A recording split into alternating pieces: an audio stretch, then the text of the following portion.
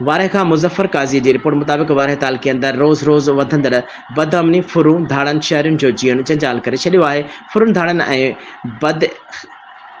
बदअमनी ख़िलाफ़ वारह हुकूक इतिहाद तरफ़ां अॻवान अली रज़ा चोलियाणी, मौलवी मोहम्मद सिद्दीक़ मंगनेजो, मोहम्मद सादिक तीवण जी अॻवानी में सभई शहरनि एहतजाजी मुज़ाहिरो कयो वियो, जेको SSP वारह SHO वारह ख़िलाफ़ सख़्तु नारेबादी कंदा शहीद फाज़िल राव चौक ते शामियाना हणी धरणो हुयो।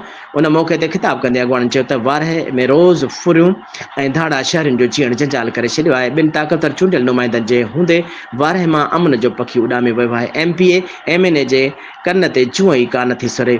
PP सरकार अवाम सां धोखो कयो आहे। वारह मां मगसी चांडिया सरदारनि वारह जे अवाम जो ॿियो त कुझु नाहे ॾिनो, पर शहरियुनि खे इज़त सां रहण बि नथो ॾिनो वञे। हुननि IG सिंध खां मुतालबो कयो त वारह में चोर पुलिस जो हथरादू ड्रामो कराईंदड़ DSP SHO वॾो मुंशीअ खे बिना देर जे हटाए अवाम खे इज़त सां जीअण जो हक़ ॾिनो वञे।